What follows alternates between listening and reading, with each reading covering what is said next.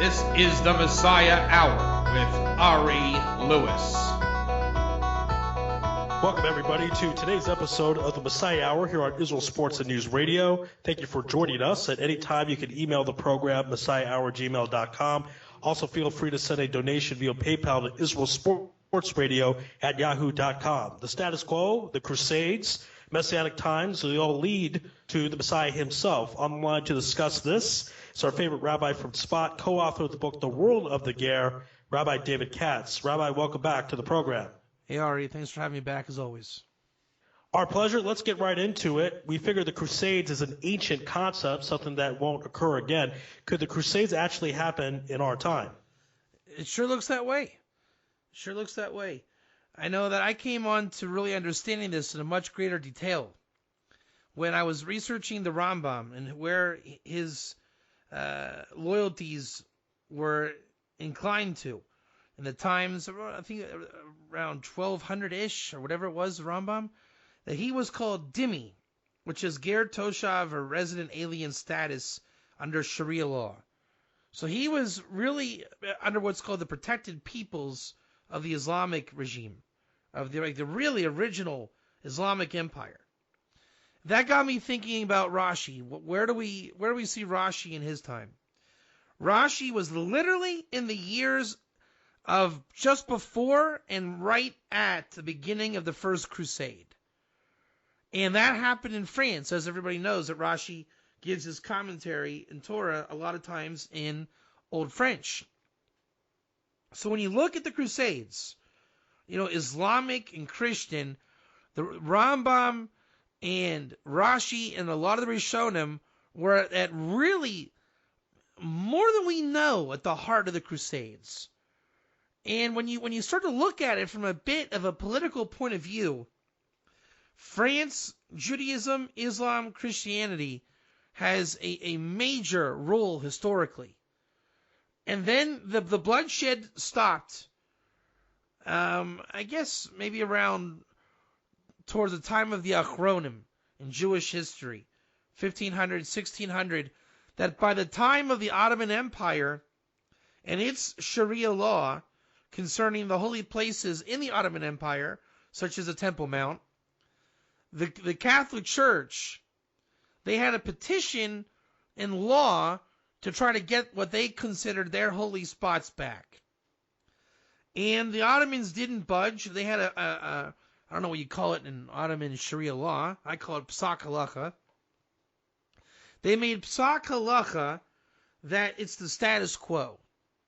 Nothing changes hands because it's very complicated for financial reasons, political law.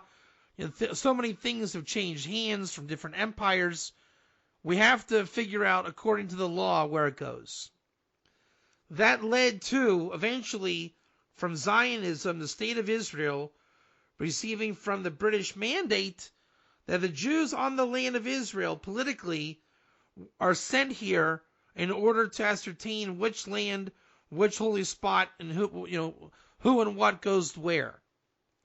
The criticism against Israel is that it was supposed to set up kind of like I don't know what you call it, an office, a ministry, whatever it is, to deal with the lost holy sites. They never did it.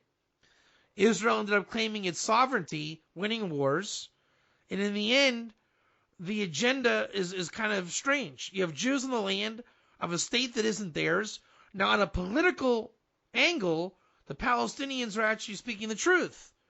But everybody knows that we did receive from the British mandate, and since then we've won numerous wars, and we've claimed our sovereignty, and that the original mandate, what was received in 1948, we've gone well beyond that in terms of our sovereignty. So you had a time of bloodshed in the original Crusades, and then you had a time of bureaucracy and law, which led to the state of Israel. Then you had the resurrection of the wars. By now, you had Winston Churchill carving up the Middle East in fabricated countries and pseudo borderlines of countries. In fact, he's quoted as saying that he created Jordan by himself. That whole Middle East vision has collapsed due to what we now today call the Arab Spring. There's no more Iraq. There's no more, Syria, and other countries have fallen or are near falling as well. Other countries have remained, but they're just hanging on. And then in the middle of the former Iraq, you have what's called the new caliphate and ISIS.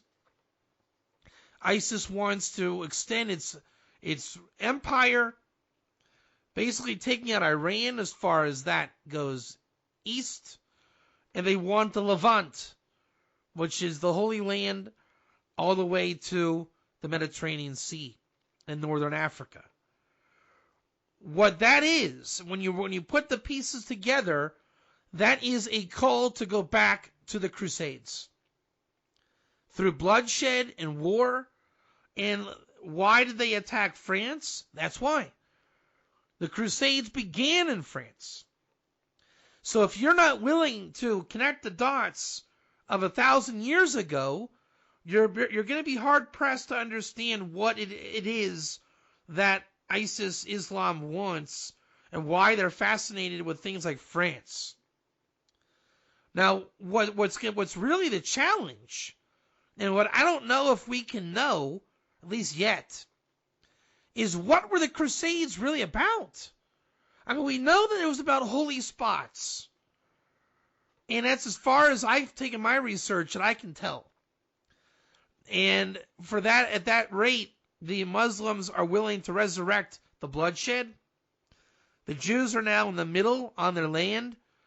And now we're waiting to see if France is correct or not correct, but follows through with claiming that this was an act of war and World War III has begun on Friday night, on Shabbos. If it has, we are looking at the next round of the Crusades. And it's just strange because, like you said, it's almost 2016.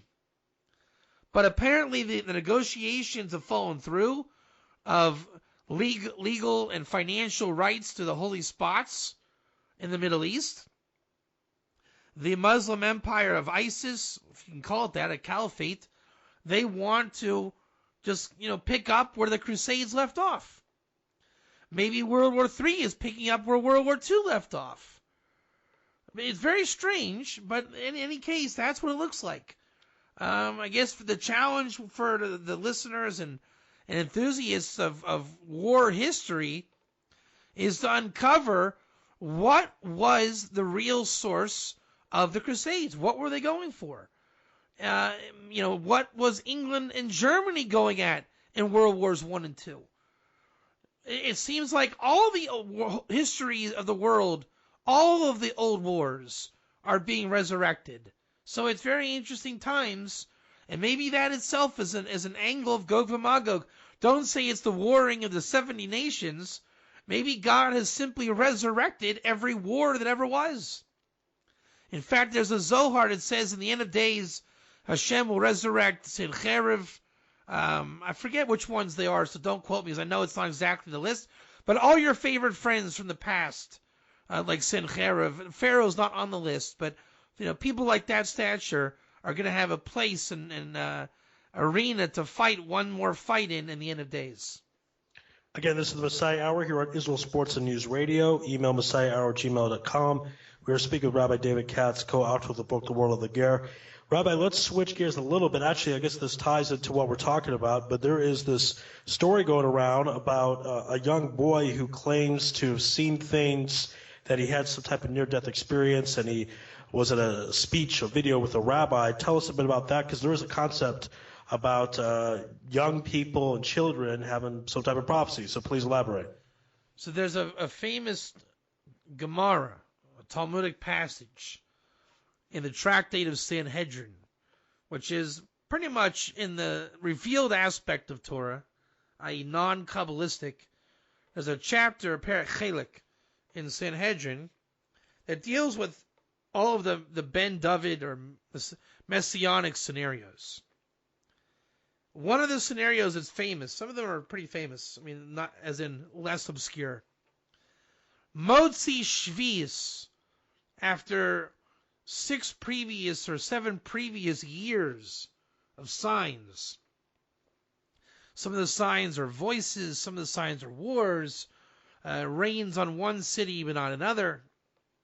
And after the 7th year, after Motzi Shvius in Hebrew, you can expect Ben David to come.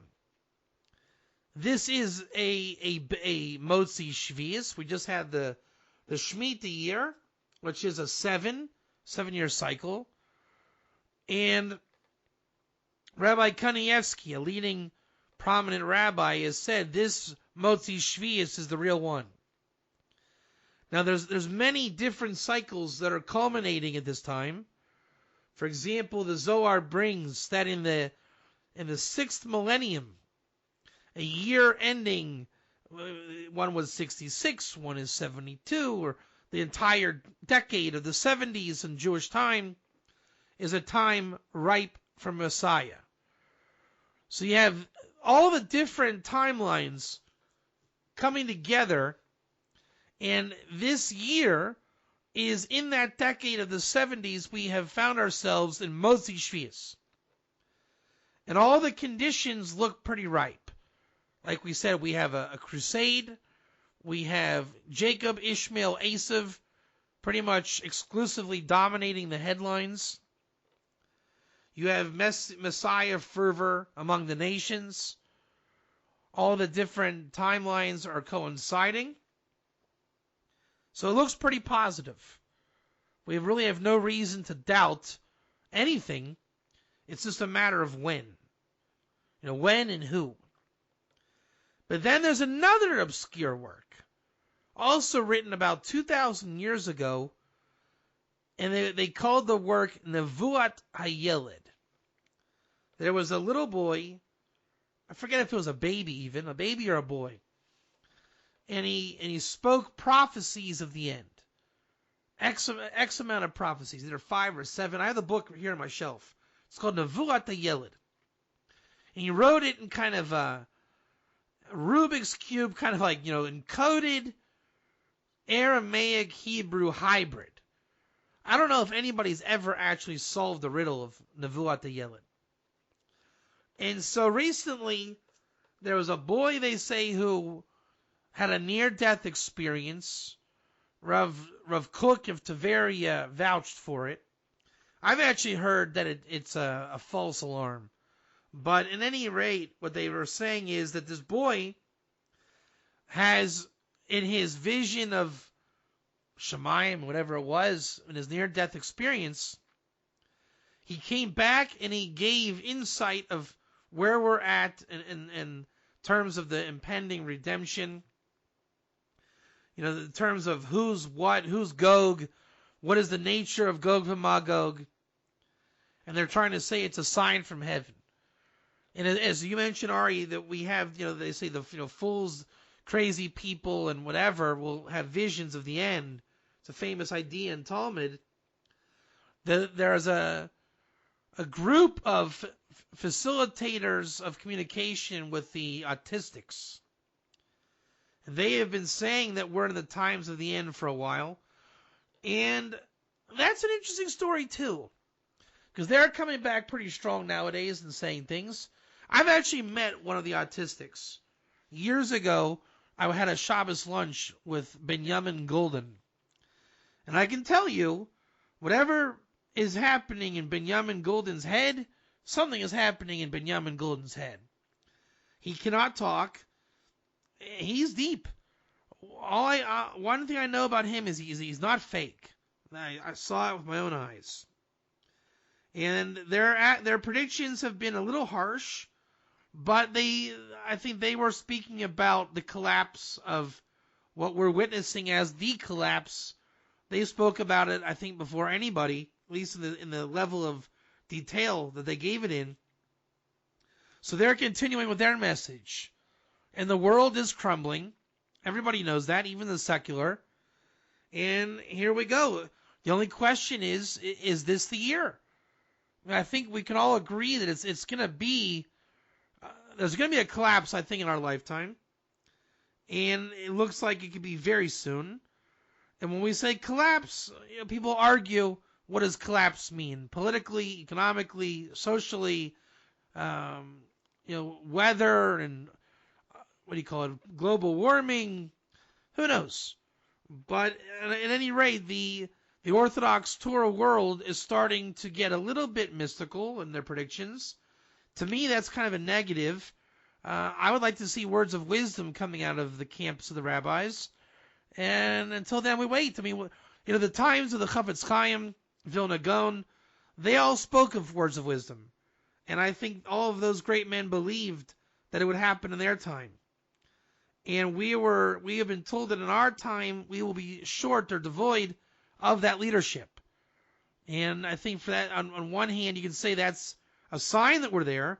On the other hand, it's kind of depressing because it would seem that more people would have what to say, but unfortunately we don't. So at this time, we have been given moderate and modest predictions that perhaps this year is the year. I'm not one for dates, but it is one of the classic signs of the Talmud, and we're in it. So it bears worth watching. Again, this is the Messiah Hour here on Israel Sports and News Radio. The email is messiahhour@gmail.com. And we're speaking with Rabbi David Katz, co-author of the book, The World of the Ger. Rabbi Katz, we did an episode a few weeks ago about the status quo. How does that play into all of this? Well, Israeli politics is always on the agenda. Anybody watching the news saw that Bibi Netanyahu had his probably final meeting with Obama, or one of the final meetings, just because Obama's got basically 1 year left, right? Because the election's in a year from now. And then he'll have his final month or two in office, and that's it. So Bibi, doesn't meet Obama that often. I think once a year, maybe more, but that's a rarity. And what was discussed was that Obama has given up on the two-state solution. And with all the stabbings in Jerusalem, what was on the agenda was how are the two states going to agree to live side by side together. No two-state solution, just how are they going to live side by side in peace. And that entails keeping the status quo. And that to me is, on my own personal opinion, is the biggest blocking of the redemption. I mean, Bibi has, in the Likud party, they have perfected the holding back of anything messianic. I mean, they have it on such a lockdown, and the ability to maintain a status quo in our relationship with the Palestinians, it really is grim. I mean, we're not asking for bloodshed, but the status quo in its negative, or in its opposite, it is my belief, and what I've seen, and what I've read, and precedent of what goes into it, that is Mashiach that he's holding back. So in the Gog v'Magog front, you have ISIS in Crusades and thermonuclear war ready to burst out. You have prophetic kids, I mean, whatever you want to call it. Motzi Shvius, the 7th year, and Bibi is sipping a martini. I mean, to me, that is the biggest way to get redemption, if we can move the stumbling block from upon Israel itself. And that to me seems like the biggest and most immovable force that exists, more than ISIS and Russia and Syria and Iran and a nuke. It literally is the Likud party sitting there. Bibi can go for another 30 years. Shimon Peres is over 90 years old. How would you like Bibi Netanyahu for another 30 years? I mean, it's a nightmare. And that's what we're up against. Again, this is Messiah Hour here on Israel Sports and News Radio. My guest is Rabbi David Katz, co-author of the book, The World of the Ger. So let's talk a bit about another concept. You were talking about status quo of politics. What about status quo in the religious world? In the religious world, the status quo is really, cool it down, keep it down. No fervor, no progression. I always call it the problems of today We have gullus problems that require geula answers. You have people wanting to build Herod's temple, and they don't want to open their eyes to Ezekiel's temple. We want Noahides when the situation calls for ger. We have gullus mentality in America that doesn't recognize the geula awakening in Israel. And again, this is a major geula blocker. Everyone is thinking in terms of progressing gullus, exile, and not enough people are willing to go on a limb and project or open their souls and minds and hearts to what could be the redemption from exile. So there's a status quo in Judaism. And it's the same thing as Bibi, Erev Rav, Erev Katan, in terms of it's a klippa. How do you get people to basically find wisdom and bring the light of redemption into their lives and as a projection onto the world? It's very difficult. It's a big problem. And unfortunately, right now, there's no way out of it. For that, we need a Messiah. That really is why we need a Messiah. Messiah is not here to pay your bills and cut you some slack. The Messiah is the ability to get the status quo removed from Erev Rav Klippa, which is politics, money, even religion in the superficial sense, and the Erev Katan, the Klippa over how Torah is perceived, how Yiddishkeit is perceived, and how we can work towards really restoring the Kahuna, Levi, prophecy, Shoftim, all the things that are the original system of how Torah works. That's what we have to get back to. I mean, from what I've researched also, Moses' blessing to the Kahuna is this. When the Kahuna can take the blessing given to them and bestow the wisdom, that's messianic redemption consciousness. To shift from exile mode to Kahanic Ezekiel's temple, that's what Mashiach represents. But unfortunately, you're going to need Messiah to make that move happen. Again, this is the Messiah Hour here on Israel Sports and News Radio. Speaking with Rabbi David Katz, co-author of the book, The World of the Ger. So, Rabbi Katz, politically, going back to, let's say, the world, global politics, you look at Stephen Harper being removed from Canada and what happened in the attack with Paris of ISIS, obviously. How does that all play into the situation? Israel lost a very close friend in Stephen Harper. And what's going to happen to Canada? They say that they're backing Israel. But more importantly, have you seen the EU made their declaration? What do you? I always forget what you call it. The BDE, is that what it's called? The BDE. Yes. Right. What kind of best movement? Right. So they made their position was that we have to label the shtachim, and they're going to boycott the products. And the EU is getting theirs from the Syrian refugees, which is another word of saying ISIS refugees. So leaders are coming and going. Merkel is, I don't know what she's thinking with the Syrian invasion. And now there's signs in the overpass in Germany saying accept Allah or die in German. It's crazy. Obama's letting in, they say at least 10,000 Syrians in their borders. Obama's on the way out. And who's going to go into America? I mean, I really can't stomach the debates on YouTube. I mean, when Trump first started, I thought it was cute. He really is not a pleasant man. Just not pleasant. It's the same story, harping on the illegal aliens and the wall and ISIS. It just kind of dodgy, kind of worn out figures, really worn out. I mean, Hillary Clinton, you don't have the zest and the pep of a politician, world leader used to have. I mean, even Bibi's probably the brightest spot in the world scene, and he is the status quo as we're defining it. I mean, it's horrendous. Putin is doing stuff, but it's just kind of blowing up, Syria, and ISIS for whatever reason isn't going down. Does ISIS have a nuclear weapon? Iran, the world leaders are very strange. Very strange. They used to be powerful men that had ideologies, and now they're swimming in presupposed ideologies. No one's really taking command. They're being commanded, by the institutions that they fell into.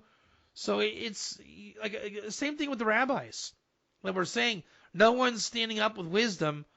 The world's a frightening place only because we really are fulfilling the prophecy. You will only have your Father in heaven to turn to.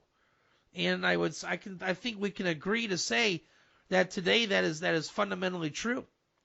There is no leader on the planet, politically, religiously, philosophically, even back in the 60s, they had, musicians that were role models, John Lennon speaking about the Vietnam War, things like that.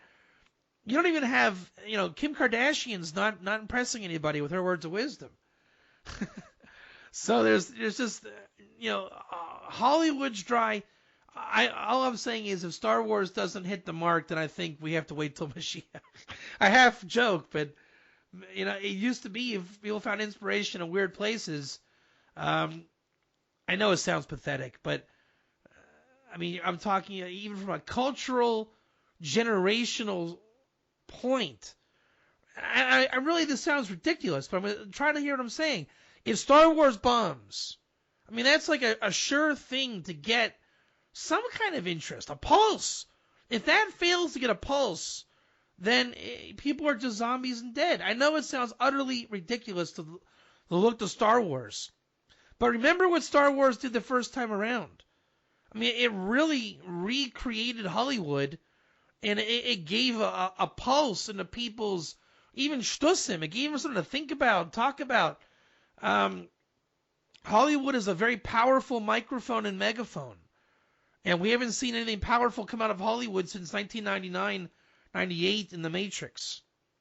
And in case you don't realize, a lot of rabbis today, Aisha Torah and such, they quote and teach off of the Matrix platform.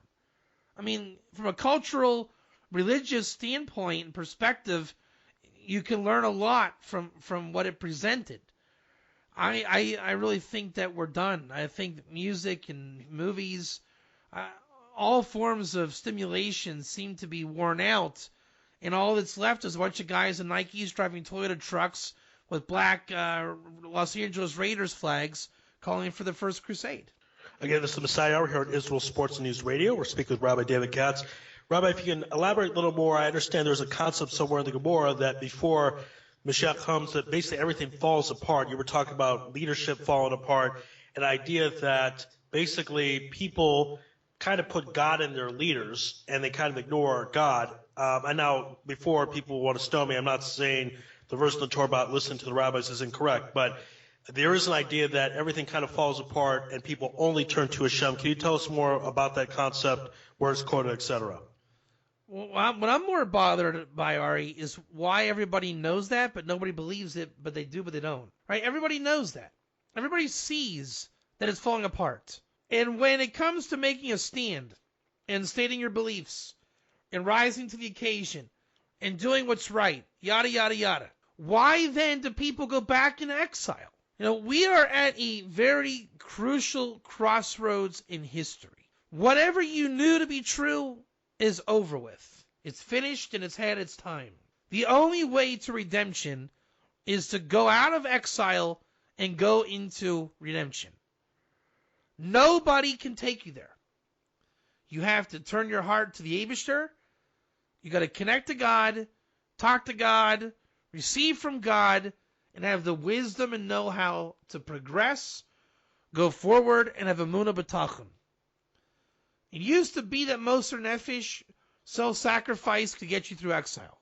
Now, to go to redemption, you must work with God. And what baffles the mind is why people know that, and yet they still waffle under those conditions. We're simply not going back to where we were. It's been destroyed. Just like Europe was destroyed and they weren't going back. And you still saw people go back. So to go forward in this very crucial time in history, Gog and Magog can be nullified if we would just come out of exile going to the light that God shows and shines for us. The more we hesitate, and just like the Jews in the desert, hesitating to go into the Holy Land, it's the same thing. The more we hesitate, the more din will shake our comfort zone and get us to go to redemption. It's very much like the Matrix movie, to bring a point. You can go out from the scaffolding, or you can go out with Agent Smith. And this is what Hashem has been showing through all of the generations. And now it's happening right in front of our eyes. The choice is being put in front of us. I can only hope and pray that it comes from kindness, and that we can come out of exile and really nobody having to die in the massive proportion. It's my hope and dream. ISIS is challenging it. Life is challenging it. And I guess, we're going to have to see. Will Gog v'Magog come literally, like an Armageddon? Or will it be kind of metaphoric? I don't know. Some people might think that the attack in France is a sign for Jews to leave, although it didn't particularly target Jews, just the atmosphere of the situation. I mean, this attack is almost the equivalent of what happened in Oklahoma City, Timothy McVeigh, but the United States is a much bigger country, obviously. Now, I want to go a little bit further to the concept of Jews not leaving exile, and I might get in some trouble here, but why not? It's my show, I'll do it. Sometimes I feel that there are rabbis who don't want Jews to leave, in particular the United States, because that's their bread and butter. The money comes to their Congress, etc. They have a business interest to keep Jews in exile. Let's talk about that concept. So it doesn't have to necessarily be pack your bags and go to Israel, even though I don't even think that's practical. I wouldn't expect 6 million Jews or whatever in America to say, all right, we got to now go go live in Chatzor. But I think that people have to start accepting reality. And I don't know how much of what we called reality back in the day was actually reality. Because now that we're coming out and we see, what anti-Semitism is, how it works, there's a wisdom in this world much greater than I think you and I ever appreciated as kids. All the more so our parents. If there were to be a war in Gaza tomorrow, all of a sudden there would be huge anti-Semitism. Is that agreed, Ari? Agreed. Right? But openly. I mean, CNN is going to say, Israel butchered 20 million Palestinian children yesterday. Right? We've already known to expect that. We've seen it. It's, the celebrities, news agencies, articles. We will be slandered. Growing up in the 90s, we never saw that. Not even remotely. And where did the Crusades come from in 2015? So we're being introduced to a reality that was only hushed up in the last 60, 70 years post-World War II. And that was a contrived statehood meant to subdue biblical fanaticism. And therefore, people bought into exile. World War II and its aftermath was probably the biggest con job since Jesus. People really, look at the 1950s. The corner store with a lollipop and your chocolate milk. That was some kind of fantasy land. And there was so much money in America and the Gashmias, which spawned the 60s rebellion movement of the youth. And we've literally been living in a bubble. It's not true. And people are waking up out of that bubble or refusing to wake up. And they don't want to accept that their American exile dream is not the truth. And they rebuilt Yiddishkeit in Lakewood with Rabbi Aaron Cutler. And people believe that Yiddishkeit is thriving greater than ever in Brooklyn. Greater than ever in Lakewood. And we have never in our history had so much success in learning Torah as the 20 million kollels in Israel, where men learn all day and all night. But that's not true. They're receiving government money. You know, I went to Colo the other day and pop my head in and see what's going on. And a base medrash I like to learn in Sfat. I will say this, that there was tremendous Yiras Shamayim in there, much more than your Facebook communities, thank God. But no direction, no pulse, no national mission. They give them what to learn. If they fight, they get kicked out. You're talking about a very exile mentality. And it's become the norm in reality. Reality is not where you sit in Kollel all day in Israel. Reality is not where your Shabbos is so gashmius in America that you know this is some kind of merit earned. Now, I'm not against the gashmius. I think it's great to have a great Shabbos.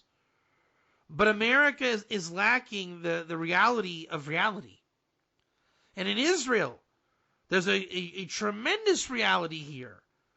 But in the Kollel system, it's lacking. And eventually, we're going to have to wake up to the reality. And I only hope it comes sooner than later. I hope God doesn't have to wake us up too bad. People are realizing now that they have to wake up, and they're fighting waking up. That's where I see us at as a nation. And at this point, it can go either way. People will either have a bracha to choose to wake up soon, or we're going to be woken up. And the choice ultimately is ours. Again, this is the Messiah Hour here on Israel Sports News Radio. We're speaking with Rabbi David Katz, co-author of the book, The World of the Ger.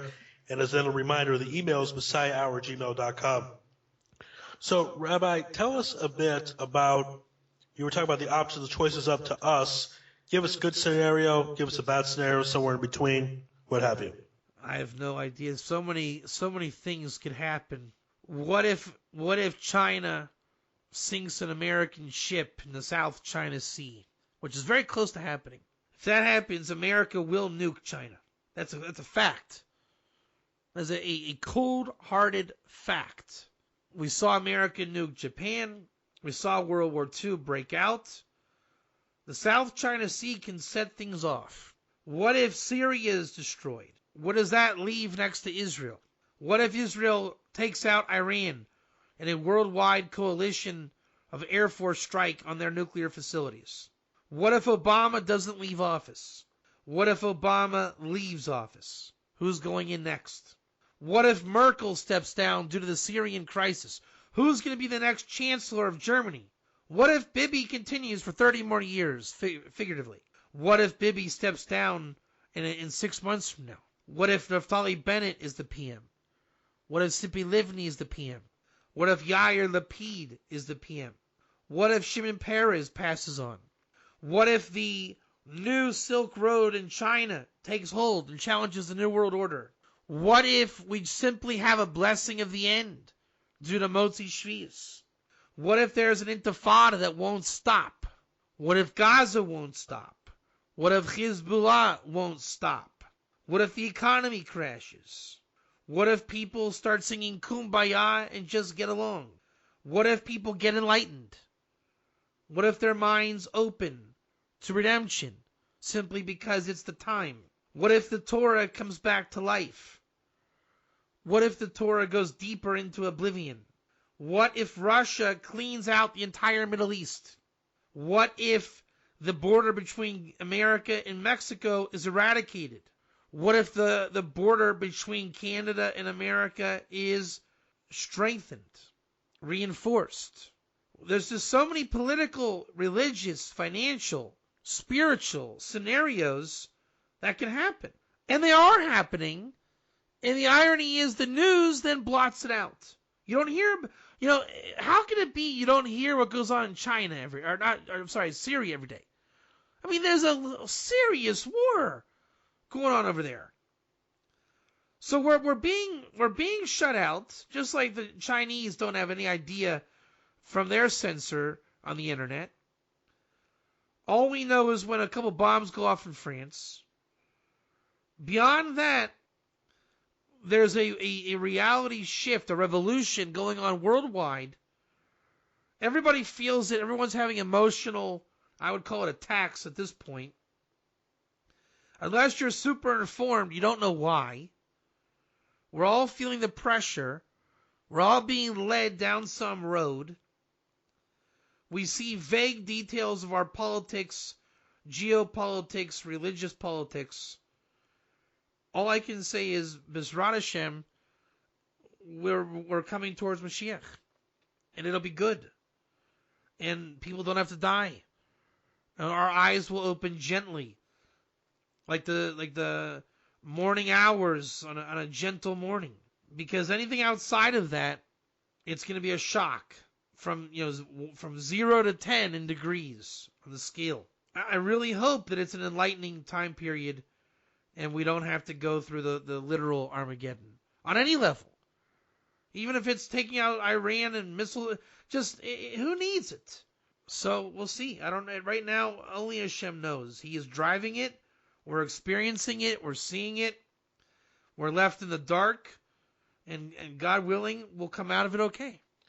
Again, this is the Messiah Hour here on Israel Sports News Radio. We're speaking with Rabbi David Katz. Rabbi Katz, a lot of people have come out to me and said, if the Mashiach does not come in, let's say, 5 years, 7, 10, etc., how could the world possibly exist? Can the world exist if the Mashiach doesn't come within 5, 10 years? I don't think it's possible that we're going to have that scenario, Ari. There's just so many things happening. ISIS isn't giving you that chance. The powers that be are not giving you that chance. If for that to happen, that means that somebody had to somewhat righteously get rid of ISIS. Who's it going to be? Certainly isn't Obama. It's not Putin. It's not Merkel. It's not Trump. It's not Cruz. It's not Bush. It's not Clinton. It's not Netanyahu. So things are going to work themselves out. Like I said, we're out of our leaders. We're out of heroes. We're out of anything that we can look up to. Based on that, logically, we have to look for conditions that will present in a Messiah. The Messiah will basically be sent by God. Will he be the one that does it? Does God do it? Is the Messiah his tool? No one knows. Will it be mythological, metaphysical, literal, boring, exciting? I don't know. That's the thing. On one hand, our fate and reality looks exciting, that it could go biblical, like, to battle ISIS in the Crusades. It could be ultra boring. Just, the religious or the political views, the boring religious views. Like the conversion courts in Israel. Something like that could get resolved to be a breakthrough. We have all kinds of things in motion and stumbling blocks blocking redemption. Which all that matters at the end of the day is redemption is being blocked. It's here. We know it's here. We see it, but it's blocked. And the things blocking it are not letting go. The Queen of England is a big glue blocker. What happens when she goes? The baby boomers and all that's around them. So there's a huge block. And it looks like once that block is removed, call it maximum 30 years, we're going to be seeing redemption. I hate to speak from a selfish point of view, and it is a selfish point of view. But the difference for me is, do I want to see redemption when I'm 37 or 67? And if you're listening out there and you're 60, that means the difference is, are you going to see it now or when you're 90? And if you're 70 or 80, that means we don't want anybody to be left out. But man, it's getting really close. All I can say is, may Hashem bring the redemption, as soon as possible, to avoid anybody missing out, unnecessary death and destruction. Let the light be seen. Let there be light, and there was light. Again, this is the Messiah Hour here on Israel Sports and News Radio. Speaking with Rabbi David Katz. Let's talk a little bit about the so-called white elephant in the room, and that is the Erev, because they really, at the end of the day, they're Jewish enemies of the Jewish people. How do they play a factor in all this? Again, that's just the state of Israel in its most political form. We're not talking about kosher Zionism and the land itself and how great Israel is. But underneath all that's great here, There is a backside. I mean, this is what the Satmar Hasidim are against. And there is a truth to it. The status quo is a serious enemy to Judaism, God, and redemption. And there are people worldwide serving the status quo. Israel is not a legitimate state according to those guidelines.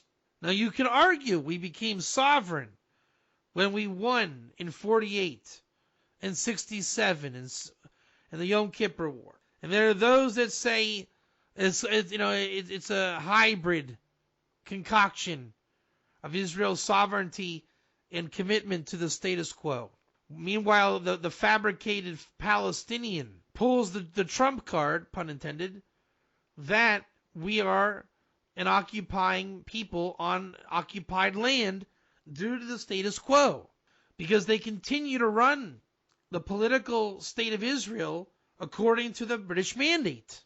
Whereas if they would run the country Jewish, which they don't, we would have redemption. But the Erev Rav won't let go. We've been in a transitional government since 1948. And this is not conspiracy theory. Go read Israel law books. They'll tell you the same thing. The Constitution is being written, but very slowly. All these committees to deal with the holy spots, constituting what Israel is, the two-state solution. Jordan is just as fake as Israel. And they were created to be side by side.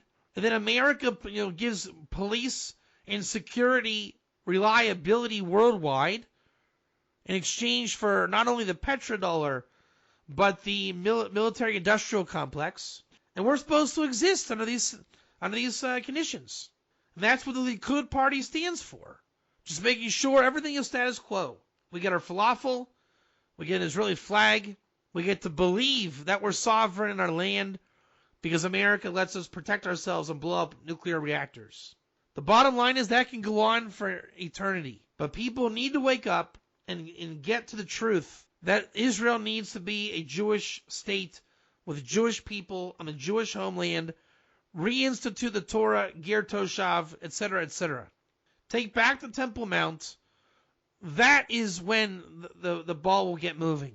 But that kind of thinking is what's stunted. America's going through its version of radical left wing, all that's going on with the liberal movement there, and the tyranny and fascism on college campuses. The EU, China trying to liberate, and America against the liberation of a new middle class coming out in the Chinese populace, as China wishes to recreate the new Silk Road, a new trade route, new maritime law, a new world order of peace and prosperity, where they're making peace with their Indian neighbors for the first time in 2,000 years. But America doesn't trust it. They say, who are you to police that? Who's going to finance it? Well, at least let us sell you some weapons. You can chalk it up to old school, new school. Left-wing politics, right-wing politics. And until these issues get resolved, this is what is grinding on the world scene. These issues. That's really what the Chevlei Mashiach is. At least as it is now. God willing, it'll produce a favorable outcome before things get ugly. And I can see how things can happen in a good way. But it really depends on you, me, everybody else out there. The sooner we see the light and receive the wisdom from Hashem, and more people get the wisdom, and it's coming down, you just have to see it and want it and go after it, then the world will be okay. The alternative is things are going to get shaken up, and you'll get the wisdom anyways, but the hard way. Again, it's Neo, Morpheus, in the opening scene of The Matrix. You can go out of the scaffolding or the hands of Agent Smith, and ultimately the choice is yours. All right, last question. We're going to ask the rabbi here on the Messiah Hour on Israel Sports and News Radio. You're talking about things that we got to do. People out there listening, what is something they could do in particular? Is it to study the Ger Toshav a bit more? I mean, what could they do to help bring redemption in a positive way? Start educating yourselves. Start reading.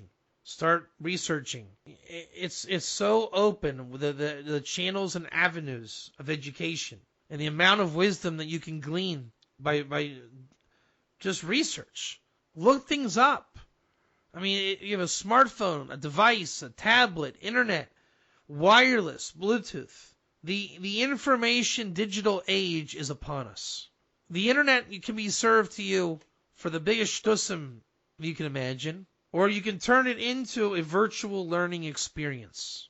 It's a little bit hard to break into it at first, but you can either rely on the old school to get you through, or you can be bold enough to stand up for what's right and find the new light. That it's really the ancient light, but now we have access to the world wisdom. And it was almost impossible to do it before. What are you going to do? Go sit in the library for day and night? Some people may have done that. But now we have the library in our own home. That could be the biggest Yetzer Hara or the biggest liberation and Yetzer Tov. The information is yours to have, and wisdom is available. For those that understand that there is a way out of just the stress and the tension from the world, everything, there's wisdom available. And that's all that's the one thing I keep telling people over and over again. The wisdom is available, and it's a duty of today to incorporate wisdom in your life. The alternative is to rely on somebody else to do it for you, and that is the ways of exile. The way of redemption is wisdom. And that's all I have to say about that. This has been another episode of the Messiah Hour here on Israel Sports News Radio. My guest is Rabbi David Katz, co-author of the book, The World of the Ger. His websites are solmazal.com and gergear.com. You can go to both of those websites. And if you'd like to make a donation to this program, you could do so through my PayPal account, israelsportsradio@yahoo.com. Rabbi, thank you for being on the show today. Great job, as always. Thanks for having me back, Ari, and it's a pleasure to be with you and your listeners always. Yes, indeed, and thank you, everyone, for listening. Make sure to stay safe, be well, and shalom from Israel.